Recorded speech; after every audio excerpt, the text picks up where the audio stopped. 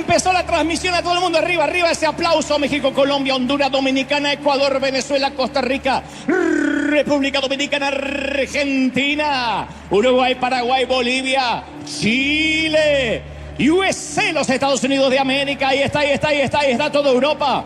Estamos transmitiendo, saluda a toda la gente que nos está mirando desde todo el mundo, transmitiendo en vivo desde la calle Broadway. Listo. Y a los que están, que se conectan ahora, buenos días, buenas tardes, buenas noches. Cantamos recién o no. Adoramos lo que se pierden en casa, ¿sí o no? Una experiencia extraordinaria. Y decía recién antes de conectarnos que el domingo pasado Dios nos habló acerca de la compasión. La compasión es algo que viene inherente al tener al Señor en el corazón. Y cuando uno empieza a regocijarse más con el dar que con el recibir, quiere decir que nuestro corazón cada vez más se parece al del Señor. Cuando uno dice, me siento más feliz dando que recibiendo. Es bonito que nos den cosas, es bonito que nos regalen, pero es más maravilloso cuando uno puede dar, cuando la bendición se extiende. Y esto que vamos a ver es un milagro. Es un milagro porque, primero, que durante toda la pandemia, durante el 2020, no podíamos llegar a Venezuela. Nos era imposible por cuestiones políticas que no vienen al caso, más bien por cuestiones de politiquería. Porque política es el arte de gobernar, la politiquería es el arte de corromper la buena política. Y cuando nosotros no podíamos llegar a Venezuela, lo hicimos a través de la frontera, a través de Cúcuta, etc. Finalmente encontramos una fundación maravillosa. Y conocimos a través de esta fundación, por ejemplo, a la familia Campos. Ustedes dirán, ¿quiénes son los Campos? Bueno, es el valle de Tucutunemo. Mirá qué nombre lindo para decir. ¿Dónde vivís? En Tucutunemo. Villa de Cura, que es el estado de Aragua. Para ayudar a esta familia, llegamos a través de esta fundación. No tienen agua potable. Bueno, la historia no te la voy a adelantar ni a espolear. No tienen baños, duermen en camas que son un desastre. Y los hijos, uno de los hijos de esta señora llamada Zoraima, uno chiquitito que después lo van a ver en un momento estallar en llanto, él iba a la iglesia que quedaba al lado de su casa o cerquita, y a todas las reuniones de oración él llevaba un papelito y ponía casa. Durante años, desde muy chiquitito, casa.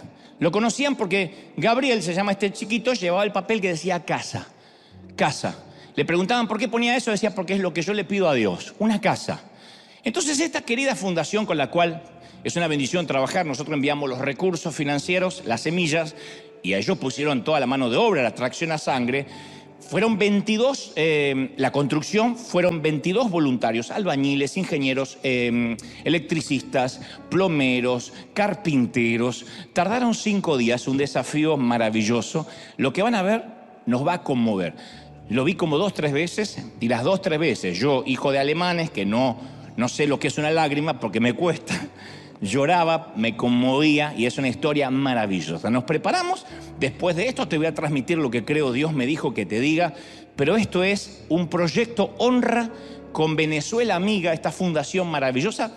Les mando un saludo enorme, de verdad. Nos vamos a conocer pronto. Cuando ahora lleve la gira presidente a Venezuela, nos vamos a dar un gran abrazo. Ahí seguramente, no sé si voy a estar en el Poliedro de Caracas o donde Dios me lleve, pero vamos a darnos un gran abrazo en Venezuela. A toda la gente que trabajó, gracias por este trabajo enorme. Nos hicieron quedar muy bien. Esto es River, esto es Tu Semilla, esto es Misión Graneros, Proyecto Honra, todo junto aquí en Venezuela. Mira. Esa es tu semilla. ¡Esa es tu siembra!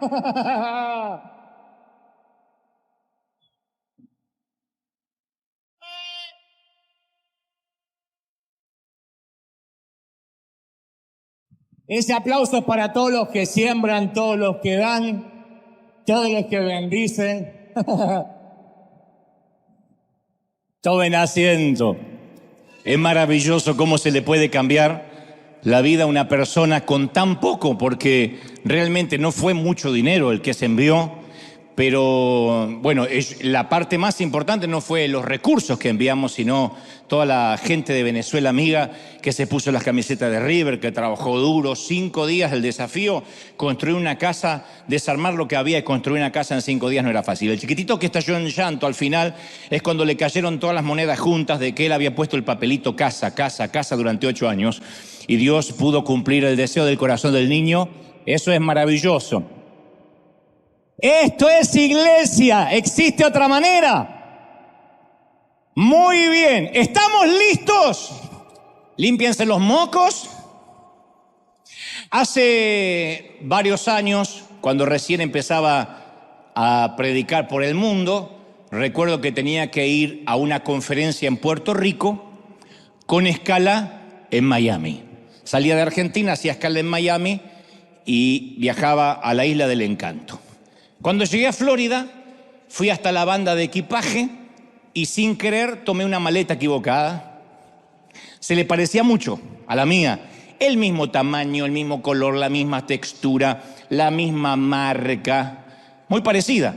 La tomé del carrusel y me apresuré a tomar la conexión. Pero mientras corría a la siguiente puerta de embarque, siento que el peso es diferente. Miro la etiqueta y me percaté que no era mi maleta. Entonces, para quitarme toda duda, paro ahí, la abro y me di cuenta que la mayoría del contenido era ropa femenina. Calzones, brasieres. Así que solo tenía dos opciones. Ponerme la ropa femenina y dar mi conferencia igual en Puerto Rico, lo que hubiese sido todo un suceso, un escándalo, o regresar y rastrear mi maleta original. Así que regresé, pero perdí la conexión. Y como era un orador novato, recién estaba empezando, un muchachito, al no poder recuperar rápido mi maleta original, suspendí mi viaje a Puerto Rico, suspendí el viaje ahí. Hablé con los anfitriones, les dije no puedo llegar, me dijeron vente que te compramos ropa igual, pero yo estaba muy aferrado a mis cosas, tenía inclusive la Biblia, en ese entonces yo no tenía la destreza que tengo hoy para viajar, que todo lo llevo conmigo, nadie me pierde nunca más nada. Gracias a los chicos de Avianca yo aprendí que todo va conmigo, todo, calzones, ropa de aseo, Biblia, todo. Pero en aquel entonces no, yo despachaba todo, pasé la noche en el aeropuerto de Miami y al día siguiente me regresé frustrado a mi Argentina. No, lo de Avianca es una broma, porque después me llama la gente de Avianca. El otro día puse algo y me llamó toda la gente de Avianca que sacara lo que había puesto. No, por decir una marca, pude haber dicho otra cosa, pero era Avianca. Así que nadie quiere viajar con una maleta ajena, nadie, es espantoso. Y entonces yo me preguntaba, al recordar este incidente, ¿y por qué no sucede esto en la vida? Porque hay un montón de gente, que vamos por la vida a la fuerza, a veces con prendas que no son nuestras y que ni siquiera son nuestra talla. Eso es algo que suelen hacer muy seguido nuestros padres, lo hacían.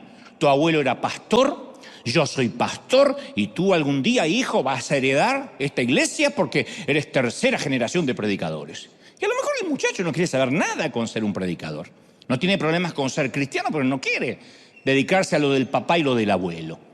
Los líderes de la iglesia también nos asignan valijas ajenas desde el púlpito, nos dicen Dios está buscando misioneros en Uganda, acepta el llamado, ve al África, porque el Creador le va a gustar que tú aceptes el reto. Y no todos tienen el llamado a ser misioneros.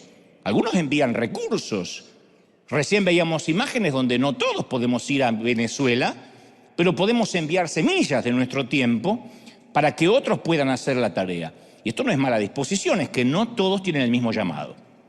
Los padres, las madres enfrentamos esa gran decisión porque vamos a hacer, cuando tenemos un bebé, lo miramos y decimos, ¿vamos a hacer a nuestros hijos a nuestra imagen o les vamos a dejar asumir las identidades que Dios les dio? ¿Los vamos a hacer a nosotros o vamos a verlos como individuos? Porque como padres aceleramos o retardamos, liberamos o reprimimos los dones de nuestra descendencia. Es nuestra responsabilidad.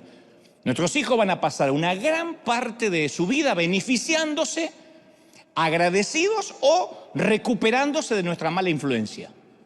Pero nosotros tenemos ascendencia sobre ellos. Proverbios 22:6 dice, instruye al niño en su camino y cuando sea viejo o cuando sea grande no se apartará de él.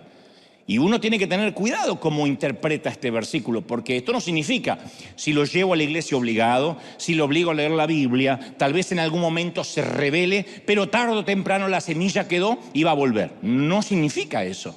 El proverbio no hace tal promesa.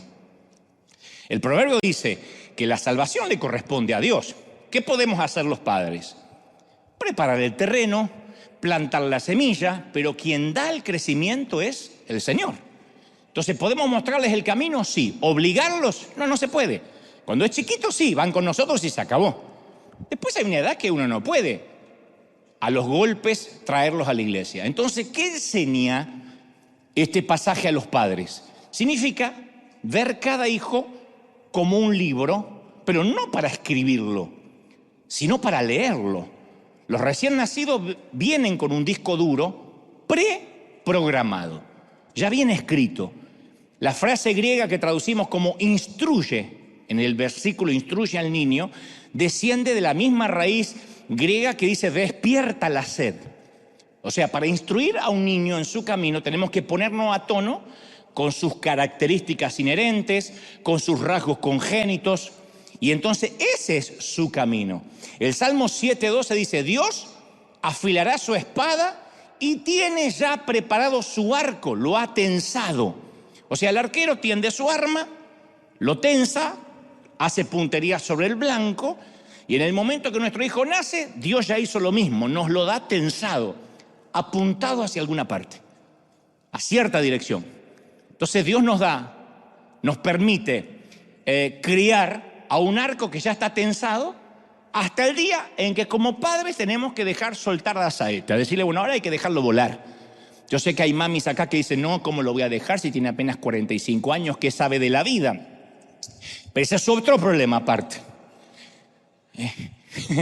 Eso es un tema de Edipo, nada tiene que ver con no soltar. Instruye al niño en su camino. ¿Qué camino? El camino en conformidad con su don. Instruye al niño en su camino, no dice necesariamente en el camino de Dios, aunque eso es inherente. En el camino por el cual él ya nace. O sea, uno tiene que leer el itinerario que Dios diseñó para cada hijo. No podemos ver a nuestros hijos como una página en blanco para escribir, no, que espera nuestra pluma, que va a hacer lo que yo quiera. No, es algo que ya viene escrito y que uno como padre tiene que estudiar. Entonces en cada hijo Dios deposita una visión, un propósito, un destino, y cuando llega a nuestros brazos hay una inclinación. Ese niño, aunque sea chiquitito, tiene un conjunto de características ya establecidas. Desde el vientre de nuestra madre Dios nos forma. Esa inclinación ya está fijada, ya está determinada.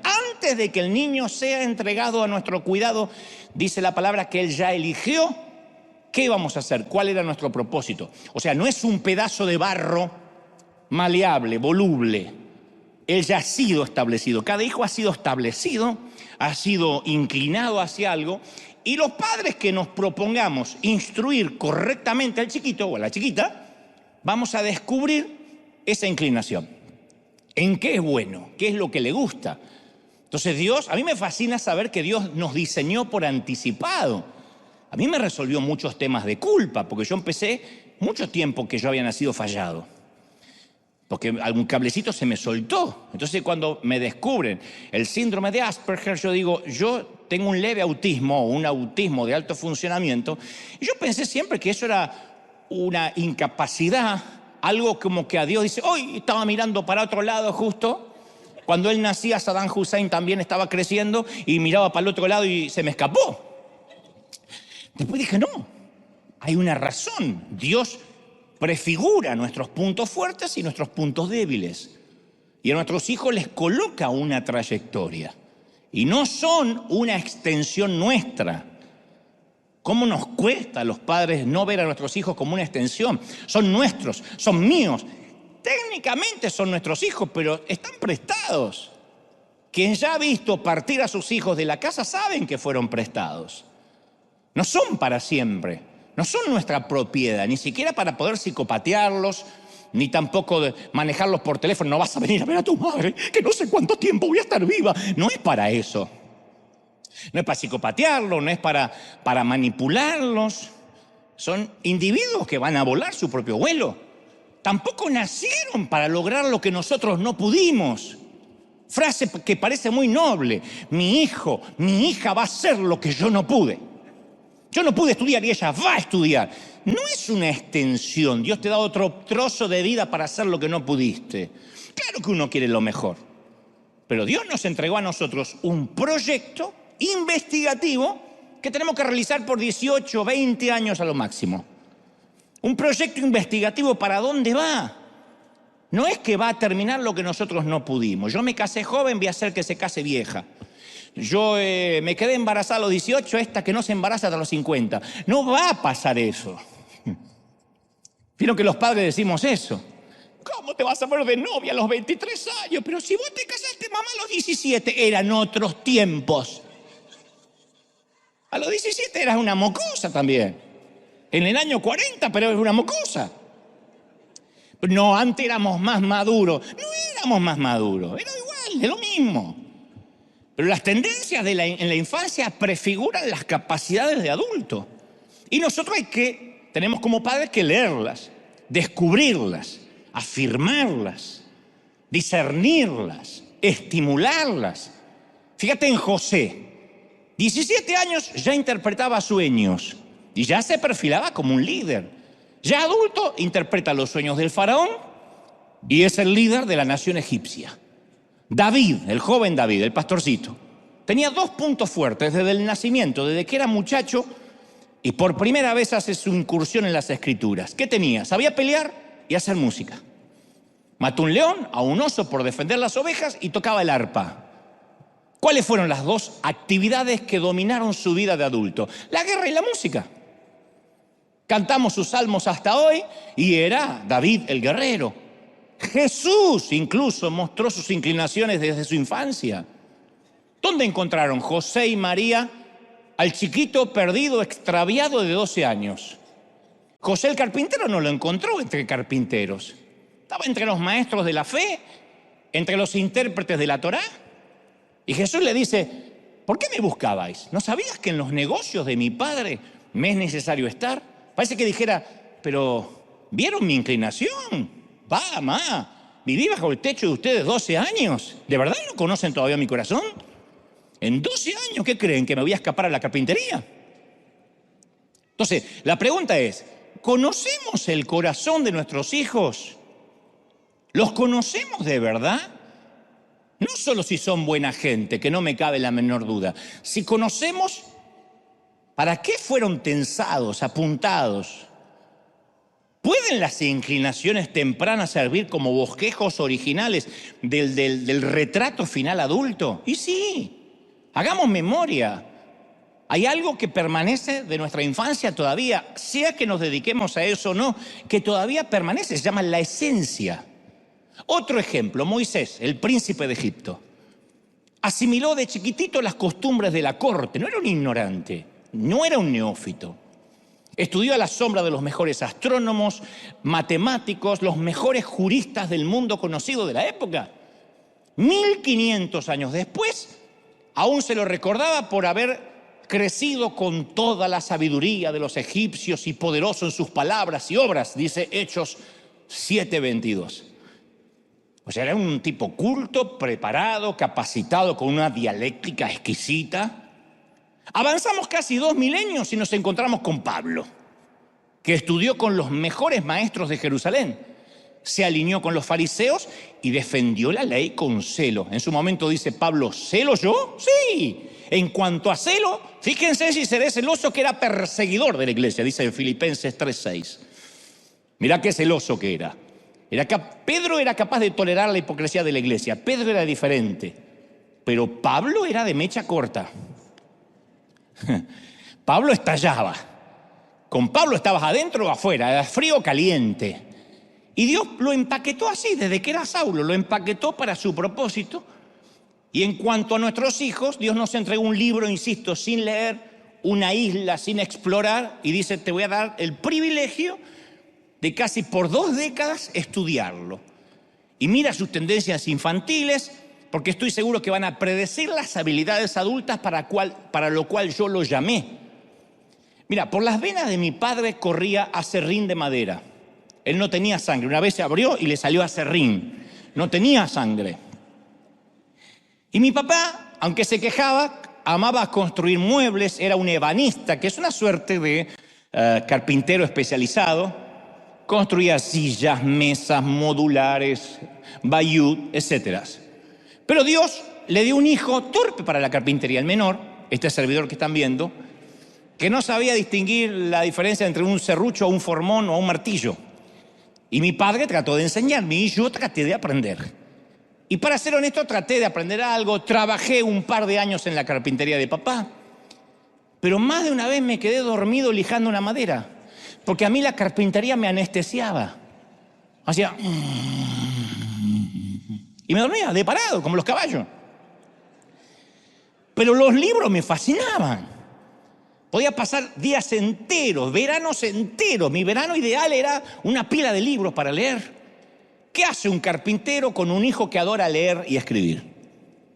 Bueno, dejarlos por las tardes, al regreso de la carpintería, porque acá no quiero vagos, decía el viejo, al regreso de la carpintería, que enviara sus dibujos por correo a distintas editoriales. Mi padre era muy limitado académicamente, pero nunca lo escuché decirme, vas a morir siendo carpintero. Él dijo, si podés ser algo más, es mejor que andar cortándote los dedos como tu padre. Tal vez comprendió mi inclinación, o tal vez no quería que me muriera de hambre, pero de ningún modo me ignoró. Él supo a su forma instruir a su hijo en su camino. Dijo, este me salió raro, que era como se decía antes. Antes no existía la palabra extrovertido, introvertido, bipolar. Me salió uno raro.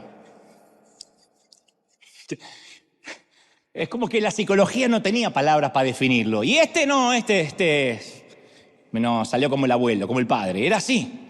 Entonces, Dios nos encarga a los padres que escribamos un manuscrito, que digamos, Señor, quiero que me enseñes a ver para dónde va mi hijo.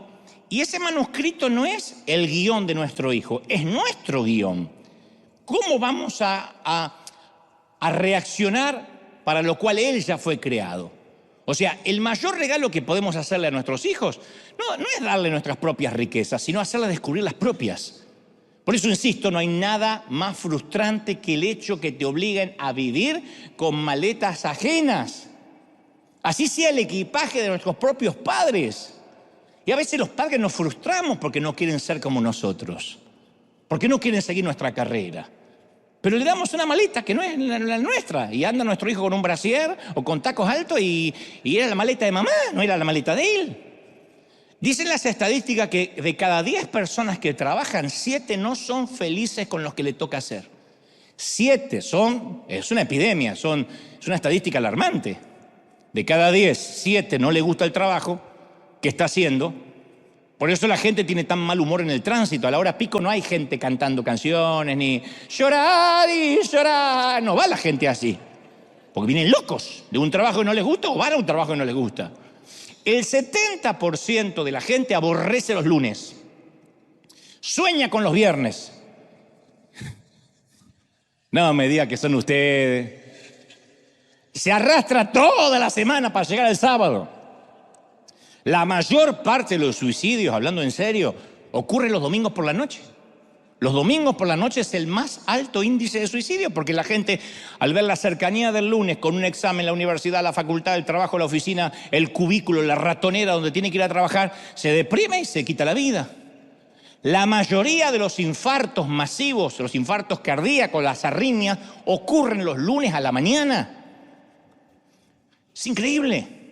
Hay un estudio que dice que el no estar feliz en lo que uno hace, laboralmente, afecta más la salud que un divorcio, que un luto.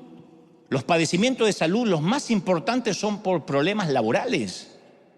Más que cualquier otro causante de estrés es estar haciendo algo para lo cual no naciste, ponerte ropa que no es tu maleta.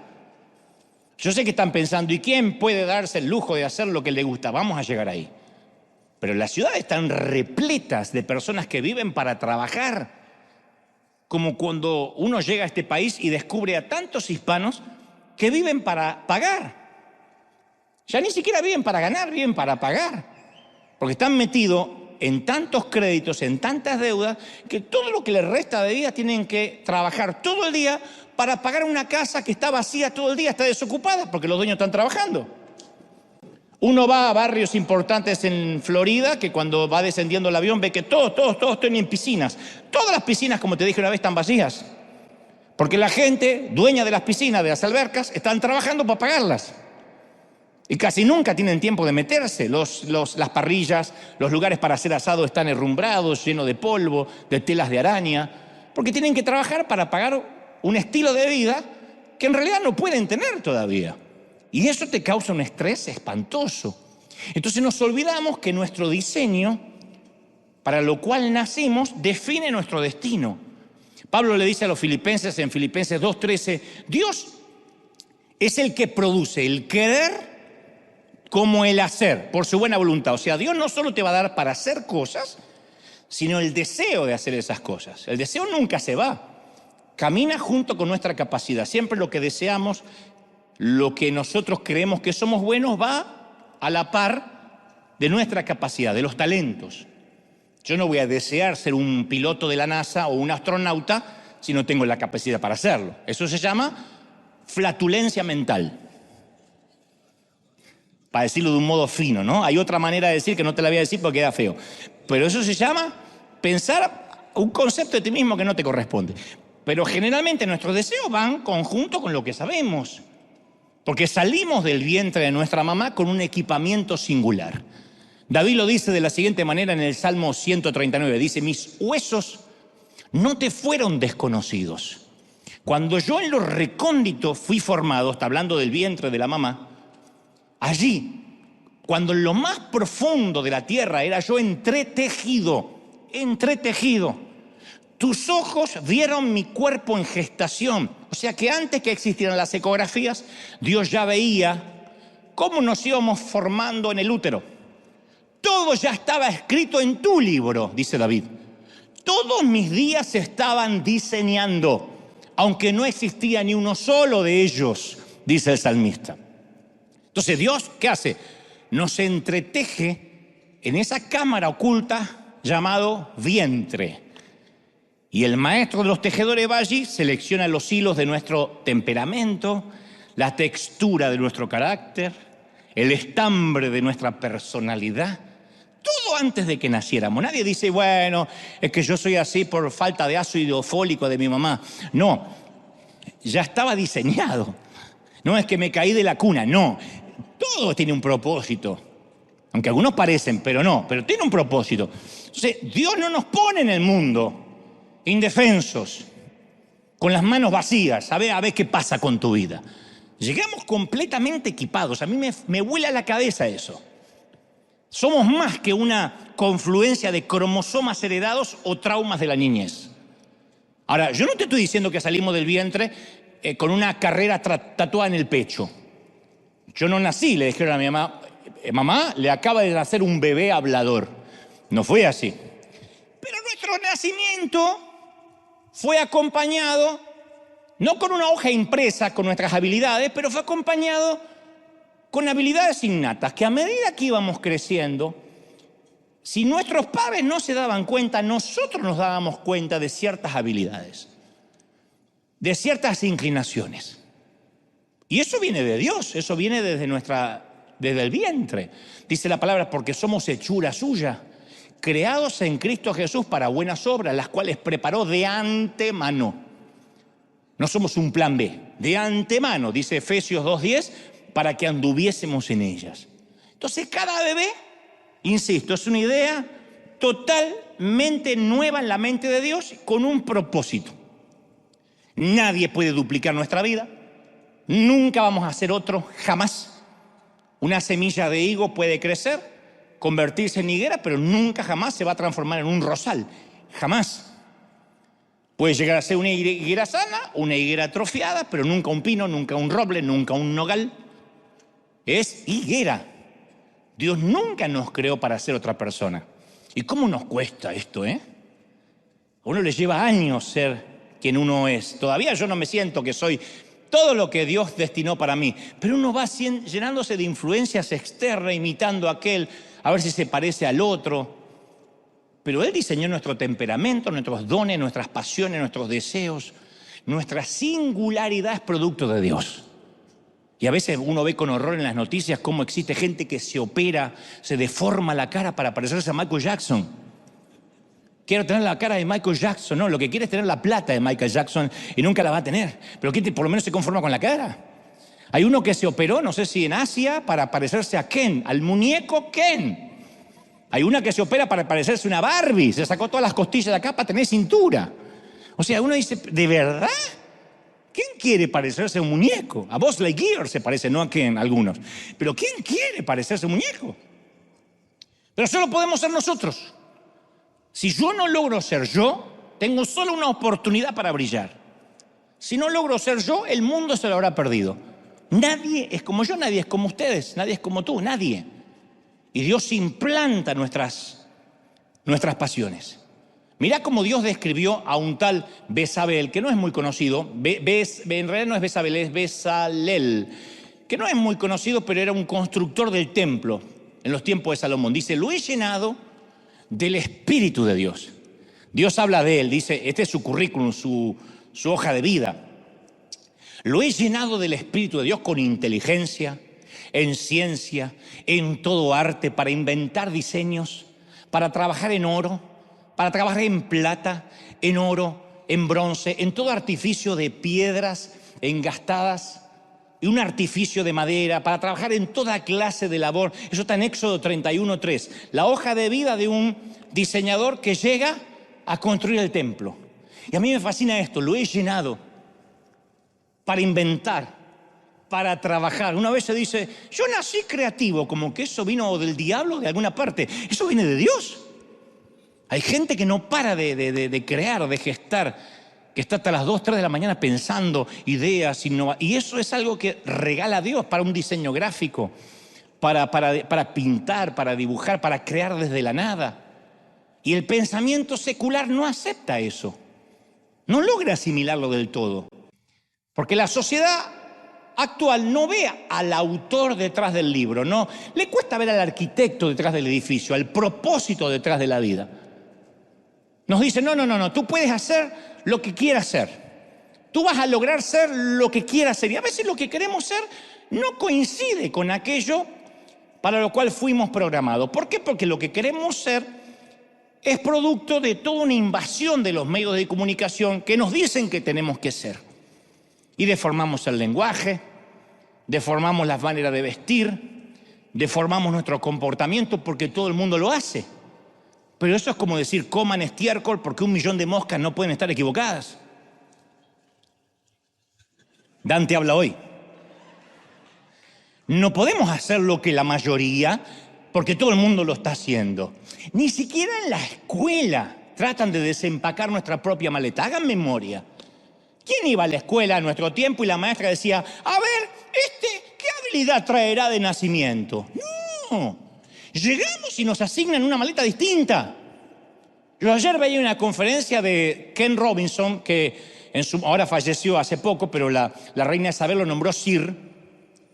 Es un británico nacido en Liverpool y es un asesor internacional sobre educación que fue considerado durante su vida un experto en asuntos relacionados con la creatividad. Y él decía cosas que yo sabía de chico, pero no sabía articularlas en palabras. Él decía que la creatividad tenía que ser tan importante en la educación como la alfabetización. Que en las escuelas se desprecia la creatividad y se premia al que es bueno en matemáticas, en historia, en lengua. Como una vez te conté, yo llegué a la escuela y la maestra, segundo, tercer día de colegio en primer grado, nos pidió dibujen una casa, dibujen su propia casa. Yo hice mi casa, que era como una caja de zapato, cuadrada, espantosa, fea. ¿Qué dijo la maestra? No, Goebel, esa no es una casa. Y dibujó en el pizarrón una casa con un techo a 2 aguas, una casa alpina así, como en Suiza, una chimenea, un caminito, 2 árboles y un perro. Ahí me enteré que yo no tenía casa.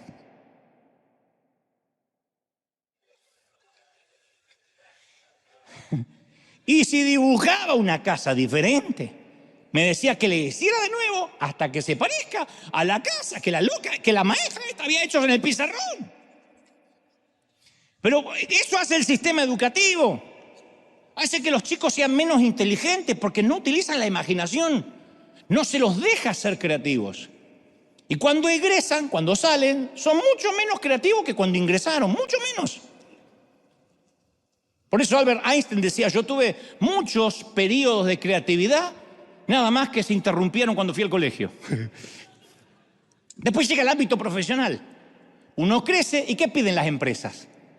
Queremos gente creativa, innovadora, emprendedora. Queremos gente que piense, originales, que busquen soluciones propias. Y van todos los alumnos de las buenas notas que no saben hacerlo porque no saben pensar. Le enseñaron hasta cómo dibujar una casa. Porque en la escuela, que era donde eran buenos, le daban la solución a seguir. Y a priori, lo que primaba era hacer las cosas como las decía el maestro, sin pensar diferente. Es más, acuérdense, ¿cómo se veía el error en el colegio? Estigmatizar el error se estigmatizaba. Un 0, un 1. En mi tiempo se calificaba del 1 al 10 y me ponían 0. Y ahora doble 0, ya tiene la bicicleta, me ponían 2 ceros. Mata la creatividad de los chicos porque uno dice, no me puedo equivocar. Entonces, para crear, para innovar, lo primero que hay que perder es el miedo a equivocarse. Y los niños dejan de probar, dejan de experimentar porque dice, cuando pienso diferente me ponen un 0. Y entonces el sistema de educación actual establece que los errores son negativos y se va aniquilando la creatividad de cada niño, la creatividad que Dios le dio a cada niño en el vientre de la madre. Entonces no se educa la capacidad de crear, no se educa la capacidad de imaginar. Hasta en la universidad te dicen, lea este libro y haga un resumen.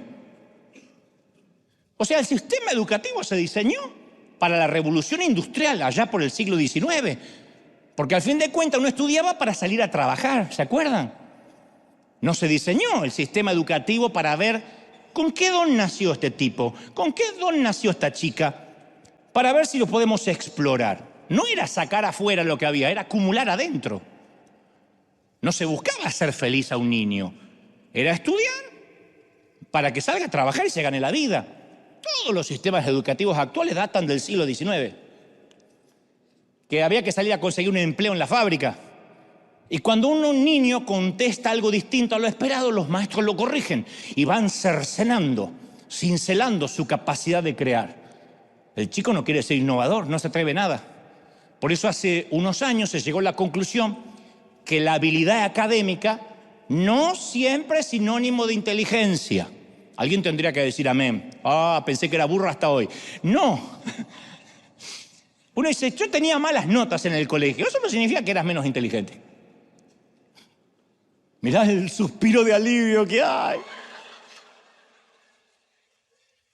Cientos de grandes genios reprobaron en la escuela. Los chicos no escuchen esto. Albert Einstein, Isaac Newton, Winston Churchill, Thomas Edison, Charles Darwin, Alexander Graham Bell, Louis Pasteur, Picasso, Unamuno, Bill Gates, Steve Jobs. Todos reprobaron. Le dijeron, sos un burro. Y gracias a esos burros tenemos celular, luz eléctrica, vacunas. Pero nos acostumbramos a creer, que un niño que no le va bien en el colegio necesariamente no es inteligente. A lo mejor es creativo. De hecho, yo no estoy haciendo una apología, porque ahora se me va a armar un lío. No estoy haciendo una apología a no estudiar, pero técnicamente yo solo aprobé la escuela primaria. Después vino el doctorado de honoris causa de grande, que significa por causa del honor que me dio una universidad en otorgamiento al mérito, pero técnicamente yo solo terminé la primaria. Y el problema de las escuelas es que no se valora la inteligencia, sino la capacidad de desarrollarse en algunas asignaturas. Entonces el sistema, insisto, actual aleja a muchas personas de las habilidades naturales que Dios le dio. Y para eso uno tiene que quitarse las ideas preconcebidas, como el hecho de que todo el mundo tiene que ir a la universidad. Si no va a la universidad, entonces estás condenado. No, el que va a la universidad porque tiene que gustarle ir a la universidad. ¿Por qué meter en la universidad a alguien que dice, yo no quiero ir a la universidad? Se va a armar una rebelión, pero ya están acá, no se pueden mover. No es necesario rendir materias, rendir el examen. Ya pasé el examen. ¿Cuánta gente pasaron todos los exámenes y actualmente se están muriendo de hambre? Yo me encontré con chicos que estudiaban conmigo que eran los mejores en matemática. Están buscando trabajo. Manejan un taxi, con el mayor respeto que me merece ese oficio, pero digo, no se prepararon para eso. Entonces, ese es un reto en el ámbito educativo, cambiar el concepto de inteligencia. Porque la inteligencia que Dios nos regaló es dinámica, es diversa y es única. Pero todo tiene que ser pasado por el filtro, el tamiz de la pasión. ¿Qué es lo que nos apasiona? ¿Qué circuito puso Dios que nos apasiona?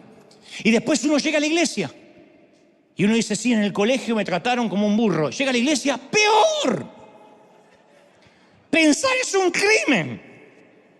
Es como que nos dicen, ahora deje los pecados y el cerebro flotando en las aguas del bautismo. Y queda el cerebro ahí. Y después vienen los ujieres, juntan los cerebros en una bolsa y lo tiran. Porque a partir de ahí nos hacen repetir como loro.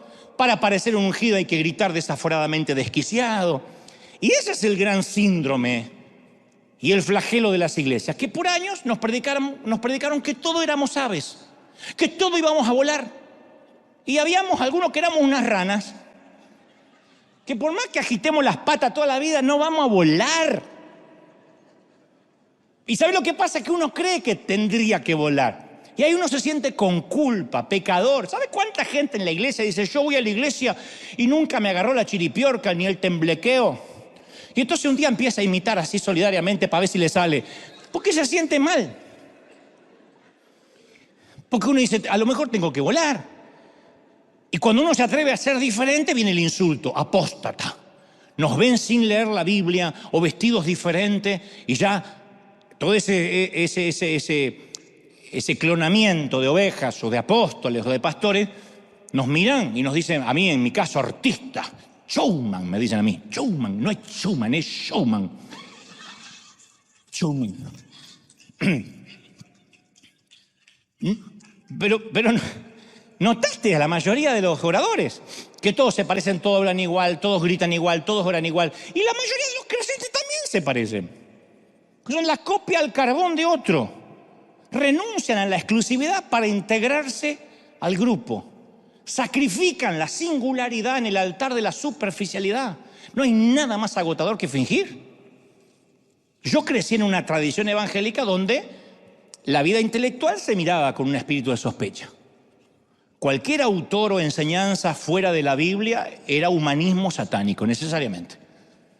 Y si no sabían qué era, por las dudas decían, eso debe ser nueva era. Que nunca entendían qué cuerno era nueva era, pero lo raro, nueva era. No, porque yo leí de un psicólogo nueva era. Que era como un insulto, no entiendo lo que es, pero por las dudas nueva era.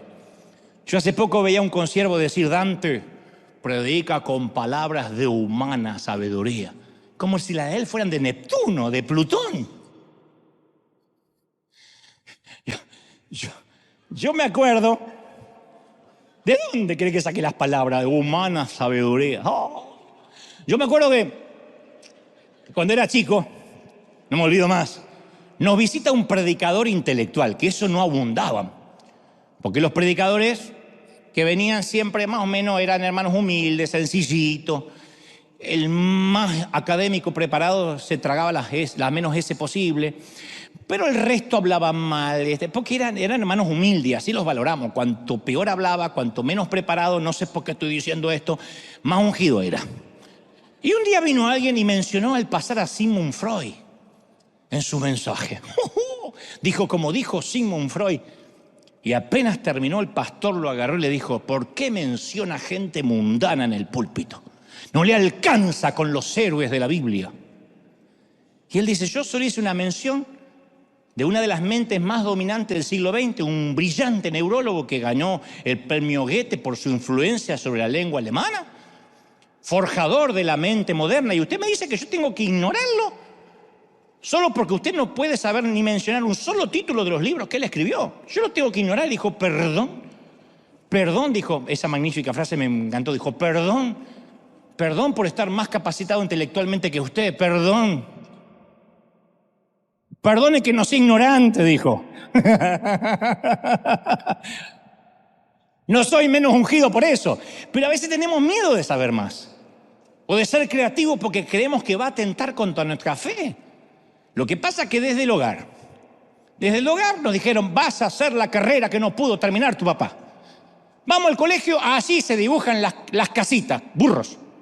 Venimos a la iglesia y dice, así se adora a Dios. No piensen, no cuestionen, no pregunten, acéptelo por fe. Entonces, Somos humanos prefabricados. Y Dios no nos dio la maleta de nuestro abuelo, la maleta de nuestro pastor. Nos empacó en forma deliberada, singular, personal, arbitraria. Y cuando vivimos según el equipaje que Dios nos dio, empezamos a vivir con una vida llena de felicidad. Yo he visto a mucha gente que perdió el gozo. En la iglesia, fuera de la iglesia, en un oficio. Hace unos días estaba viajando y la azafata, nunca vi una azafata así. Una cara de limón avinagrado. Pero de verdad, parecía que quería estrellar el avión. ¡Apaga el celular! ¡Abrocha el cinturón! ¡Cállase la boca! Yo ni agua le pedí porque digo, esta vieja me eyecta. O tenía un mal día o estaba en una asignación incorrecta, que es triste. Porque cada uno de nosotros puede hacer algo que solo nosotros podemos hacer, ningún otro puede hacerlo.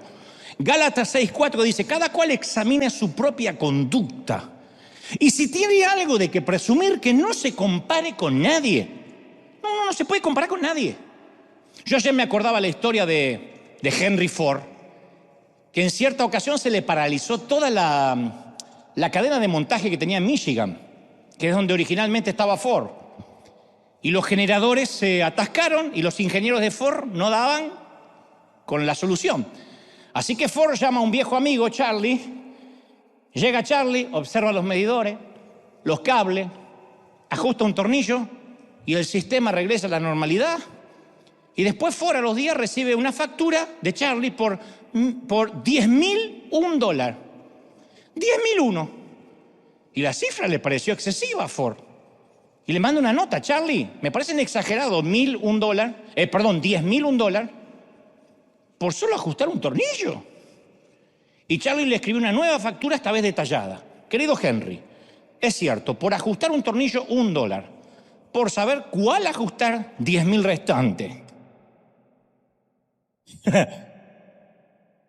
Hay tornillos que solo nosotros sabemos ajustar. El gran tema es que podemos pasarnos toda una vida desconociendo la habilidad única que teníamos de saber qué tornillo ajustar. Y Dios es un artesano, un fabricante. Y nos hizo a nosotros, todos luchamos con pecados diferentes, nos relacionamos con Dios de una manera diferente, somos distintos. Hay una famosa fábula en las Escrituras, fábula, aún muy que les pese a los religiosos, fábula. Ahí está, de hecho se le atribuye a Esopo. Si ustedes buscan en Google van a ver que es fábula de Esopo, no es de Esopo, el gran fabulador, sino que le pertenece a las Escrituras. Mucho antes que los lectores de la Biblia se extasiaran con la parábola del buen samaritano o del hijo pródigo, existió una fábula semi-escondida en las Escrituras. El narrador de esta fábula es Jotam, el hijo de Gedeón, uno de los hijos de Gedeón, único sobreviviente de una matanza, de una masacre de 70 hombres, ordenado por su hermano Abimelech, que quería hacerse con el trono, que era un nefasto megalómano, que había asesinado a toda su familia, ahora iba por su hermano Jotam, porque los consideraba peligroso para sus planes políticos. Dictador, totalitario. Y Jotam no sabe cómo hacer para que Israel cobre valor en contra de su hermano. Y entonces en Jueces 9:8 les cuenta una fábula. Les dice, cierta vez los árboles fueron a elegir rey y le dijeron al olivo, reina sobre nosotros. Y el olivo respondió, yo voy a dejar de hacer aceite con tal de tener la honra de Dios y los hombres para ser más grande sobre los árboles. De ninguna manera, seguiré haciendo aceite. Entonces los árboles fueron a la higuera.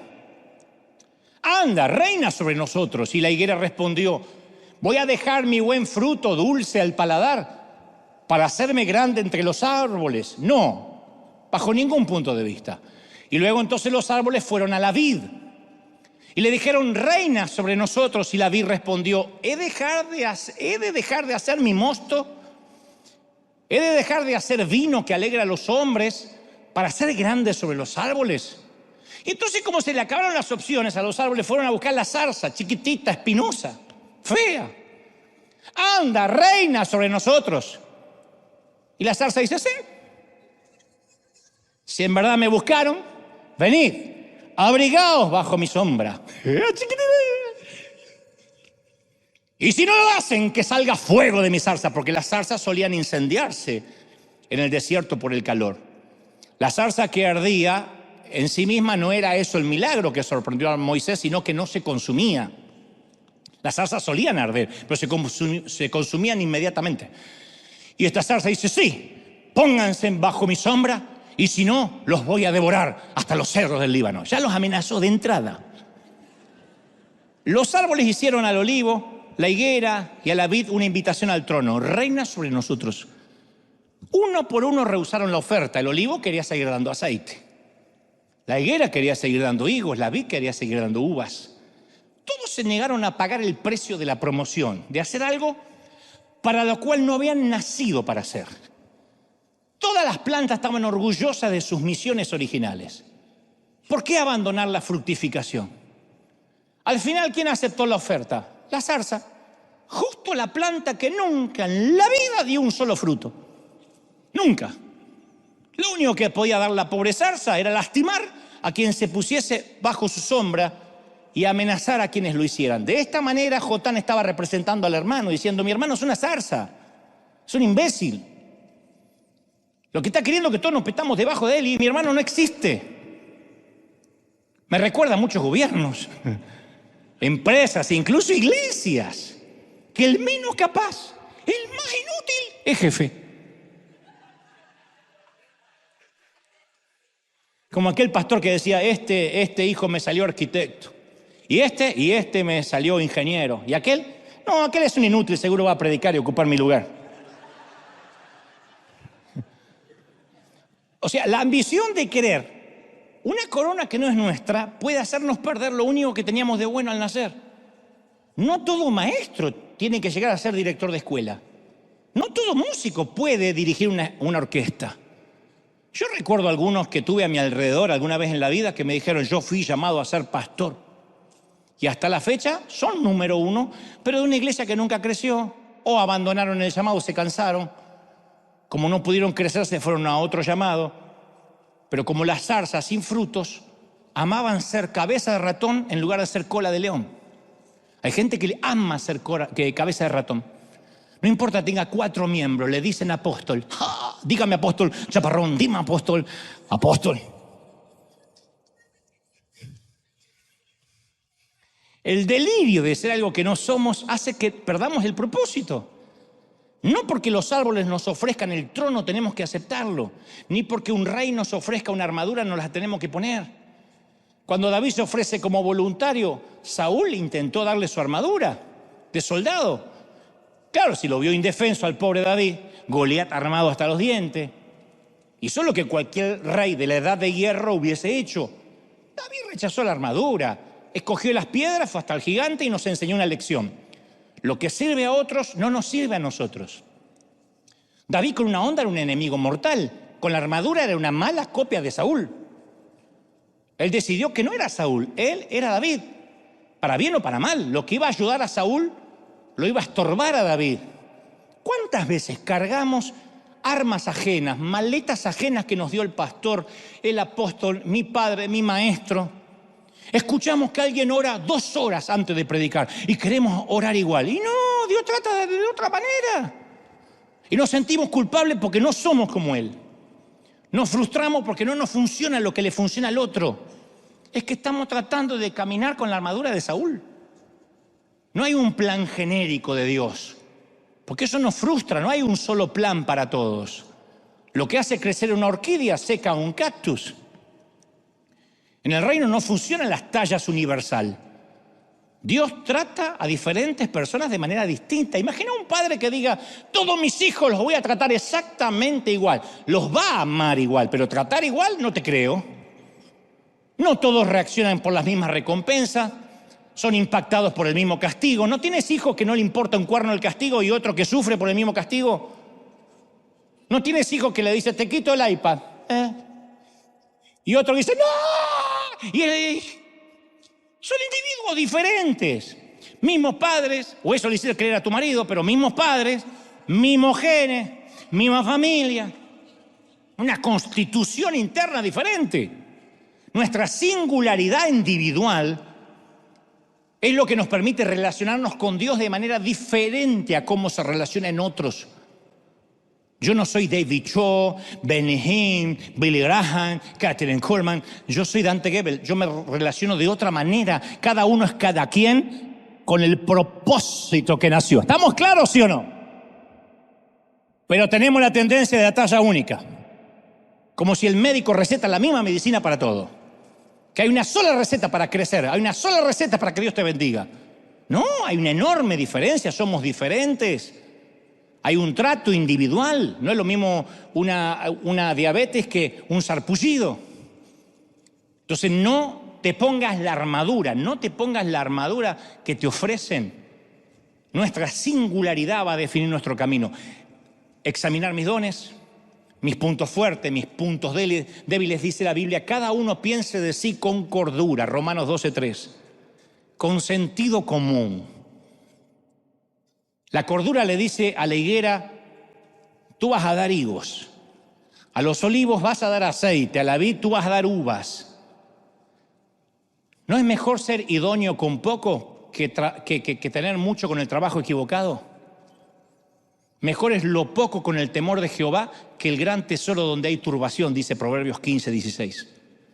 Entonces no dejemos que el comezón, por quienes no somos, o el oído por los aplausos, nos descarrile de aquello para lo cual nacimos. Te lo digo por experiencia. Yo traté de imitar tanta gente a lo largo de mi vida.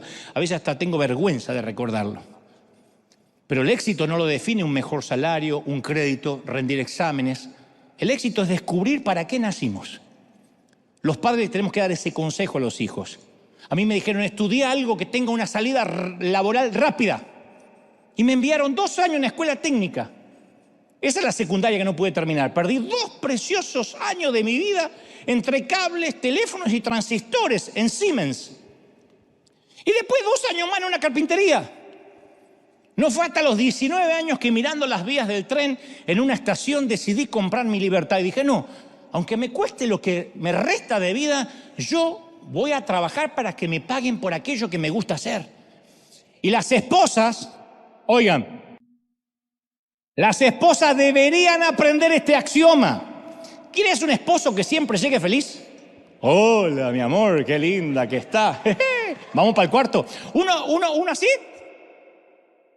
O un gordo gruñón que llega arrastrado y se desplome con una cerveza y diga, me está matando el trabajo. Bueno, pero con eso pagamos el mortgage. Bueno, pero con el mortgage viene el gordo gruñón. Es así. Es mejor ser feliz con poco que infeliz con mucho. Proverbios 13:7 dice, hay quienes pretenden ser ricos y no tienen nada. Y hay quienes pretenden ser pobres y ya tienen muchas riquezas. Hay muchos piojos resucitados, decía mi papá. Y hay otros que tienen mucha riqueza y no se dan cuenta que las tienen. Te voy a regalar una última historia antes de irnos. Magnífica, por cierto. Un agricultor empezó a sentirse cansado, hastiado, frustrado, descontento con su granja. Se quejaba que siempre tenía que estar cuidando, cortando los juncos que estaban junto al lago, que estaban en su propiedad. Y entonces él veía que sus caminos se extendían por encima de las colinas, de las laderas, y tenía que siempre ir cuesta arriba, cuesta abajo. En sus pastizales pasían vacas gordas. Qué dolor de cabeza, arrear las vacas, alimentarlas, tener en buen estado las cercas para que no se fueran las vacas. Así que un día dijo, me voy a mudar a un barrio elegante, se acabó. Llamó a un agente de bienes raíces, un agente inmobiliario, le hizo planes para poner la granja en las listas de venta. Y días después su agente le telefonó para que aprobara el anuncio, el aviso que iba a aparecer en el periódico local. Y se lo leyó al granjero. Dice, a ver qué le parece. Vendo una hermosa granja en un lugar ideal y apacible, tranquilo, sereno, enmarcado por suaves colinas, alfombrado con prados verdes, regado por un cristalino lago de aguas frescas y bendecidos con reses bien cebadas. Y el hombre al otro lado dice, ¿me lo lee de nuevo? Y después de escucharlo por segunda vez, se cambió de opinión. No voy a vender. Toda mi vida busqué un lugar así. Toda mi vida.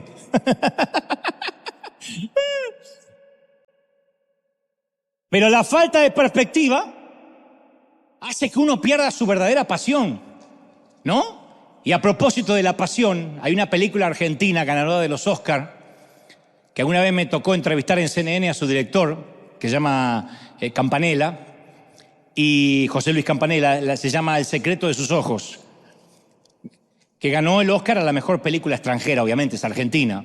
Y en el filme hay dos agentes judiciales que tratan de localizar al principal sospechoso de un crimen, el cual se encuentra con paradero desconocido.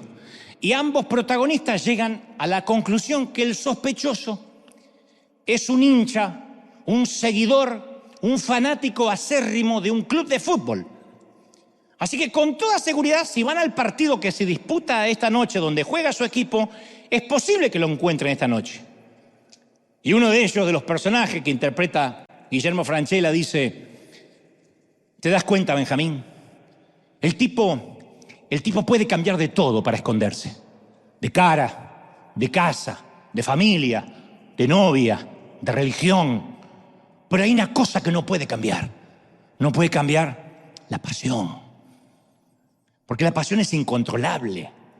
Va más allá de las apariencias, de las costumbres, de los hábitos. La pasión sale de nuestras entrañas. No se pueden esconder porque tarde o temprano salen a la luz. Brotan. Y como el granjero del aviso, hay una pasión bajo nuestras narices, justo ahí, que no estamos viendo, no estamos valorando, no estamos buscando. Dios implementó esas pasiones, Dios implementó esa clase de frutos. Si somos olivos, produzcamos aceite.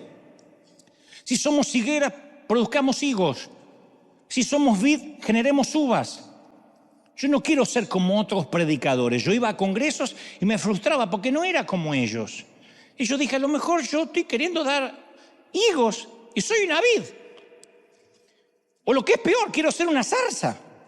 O el rey del bosque. Entonces la ambición de querer tener una corona que no es nuestra puede hacer perdernos lo único que teníamos de bueno. No porque los árboles nos ofrezcan el trono tenemos que aceptarlo. No seamos torpes como la zarza y no aceptemos ser los reyes del bosque solo porque nadie más quiere serlo. Somos únicos en Él y para Él por siempre. Vamos a celebrar al Rey de Reyes. Si sientes que Dios habló, dale un aplauso al Rey de Reyes grande. Cierra el aplauso. Sella la palabra diciendo: Señor, hay palabra de Dios hoy en River. Bendito eres. No, fuerte. Celebra al Rey. Bendito eres. Te exaltamos, Rey. Te exaltamos, Rey.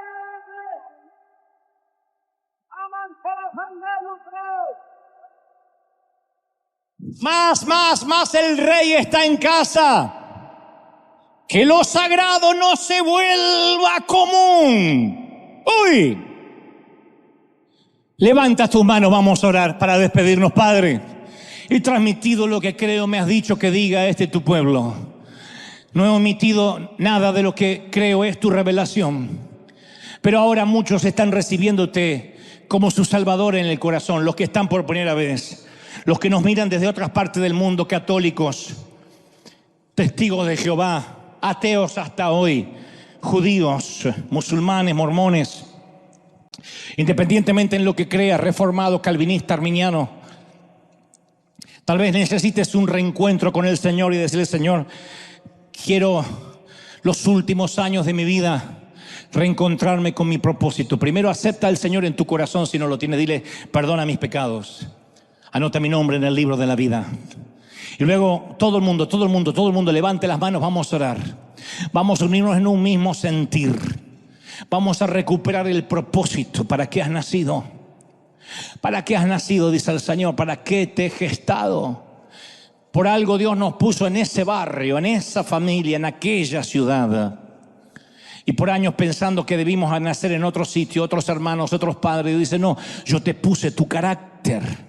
Tu temperamento, dice el Espíritu, ha sido moldeado por esa trayectoria, por esa infancia, esa adolescencia donde pasó lo que tenía que pasar, donde la soledad forjó tu temperamento, donde aún defenderte de los abusos te hizo fuerte, el caminar largas cuadras hasta el colegio y defendiéndote de bullying, que entonces ni siquiera se llamaba así. Hoy te paró en la vida como un adulto seguro de lo que quieres, de lo que no quieres. Todo ha sido gestado para el propósito. Cada oso, cada león del cual arrebataste ovejas de sus garras fue propósito para entrenarte. Paración, dice Dios. Yo te estoy entrenando con cada detalle, con cada tormenta, con cada tribulación. No estás listo para la siguiente asignación hasta que yo no te moldee. Vamos, levanta la mano y recibe esta temporada. Recibe esta temporada de parte de Dios. Señor, una temporada de crecimiento, de fragua, de estar sobre el yunque. Una temporada donde el alfarero trabaja con nosotros, moldea nuestro carácter. Ay, cómo duele, pero yo haré de ti un especial tesoro. Yo sacaré el oro, yo quitaré la basura, yo quitaré la escoria y saldrán cosas buenas a la luz, dice el Señor. Todos orando, todos. Niños, jóvenes, ancianos, adultos, vamos. Los que tengan el bautismo del Espíritu intercedan como el Señor les da. Vamos, ahí donde están los que no abran la boca de algo, Dios la va a llenar en casa. Uy, algo está ocurriendo. Porque Dios busca originalidad. He buscado gente que se pare en la brecha entre los vivos y los muertos, dice el Señor. Pero esa gente debe saber que el propósito es único. No habrá otro Moisés, no habrá otro Abraham, no habrá otro Jonás, no habrá otro Gedeón, no habrá otro Pedro, otro Pablo, no habrá otro. No hay otro Dante, no hay otro Juan, no hay otra María, no hay otro, dice el Señor. Yo soy quien te eligió y te puse como propósito en la humanidad. Vamos, levanta las manos, adora al Señor, dile: Señor, hay algo que se está liberando en la atmósfera ahora. Yo declaro bendición, yo proclamo una vida próspera, bendita, llena de gozo, fluyendo en el Espíritu, fluyendo en el llamado, en la asignación que Dios te ha dado. Uy, impresionante. Más. Padre, presencia del Espíritu sopla del norte, del sur, del este y del oeste. Vamos, clama al Señor. Me encantaría que clames al Señor los últimos minutos. Vamos a decir: Señor, yo estoy recibiendo ahora la revelación de mi asignación original. No es algo nuevo que Dios pondrá, es lo que ha estado en tus genes, lo que ha corrido por tus venas, viajaba por tu ADN. Ese llamado ha viajado por tus genes por años. Y se despierta el gen, se despierta el llamado, se despierta el propósito. Y cuando eso se despierte, no habrá nadie que tenga lo que Dios te dio: asignación, propósito en la vida. Padre, gracias por esta mañana. Gracias porque nos estamos yendo llenos de tu Espíritu, llenos de compasión, llenos de fe, llenos de propósito. ¡Uy! Impresionante. Jóvenes, levanten las manos. Beban. Hay de los que estaban frustrados porque no podían culminar sus estudios o no tenían un diploma en la pared. Dios dice: yo te he puesto con propósito. No tengas temor. No es el hombre el que califica. El hombre ve lo que el hombre ve, pero yo miro el corazón, dice el Señor. Le dijo a Samuel: no te confundas. Yo miro el corazón, lo que la gente no ve. Yo pongo mi barómetro en el corazón. Eso es lo que mido, dice el Señor. Recibe. Padre, ahora. Estamos comenzando el mes de febrero en bendición, declarando que el propósito nos llevará lejos, que abrirá caminos, que abrirá senderos, que abrirá los cielos. Yo lo creo, yo lo declaro, yo lo proclamo. Yo bendigo a tu ejército, a estos tus obreros de primera línea. Sopla sobre ellos tu bendición. Declaramos bendición, declaramos victoria en tu nombre, Señor. Amén. Gloria a Jesús. Que ese aplauso se escuche hasta Bakersfield. Vamos, celebra al Rey. Chao, hasta Hasta el domingo que viene. Chau, chau. Aquí y en casa. Chau, chau, chau, chau. Dios te bendiga firme como talón de oso. Chau.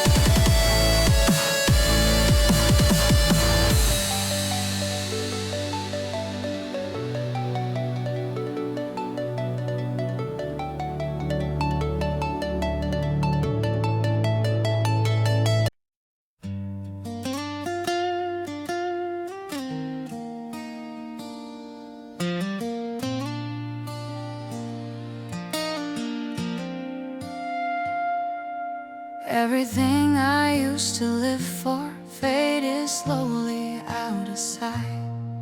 Now my days just circle around you like I'm lost without a light. All the noise just turns to silence when your memory comes through. And the world I once was chasing now feels small and shaped like you. My whole world is only you. Every thought keeps breaking through. You're so close inside my mind, but so far in real life. I can feel you everywhere, in the things we never shared. All this love I'm going through never reached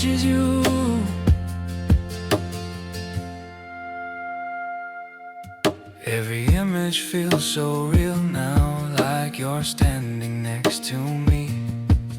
But the truth is in the silence, you were never meant to see. My whole world is only you. Every thought keeps breaking through.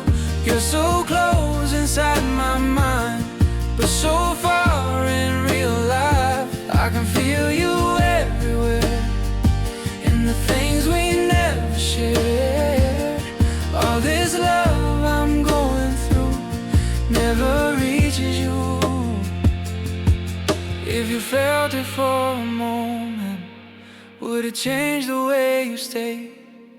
Or would I still be the shadow that just fades away?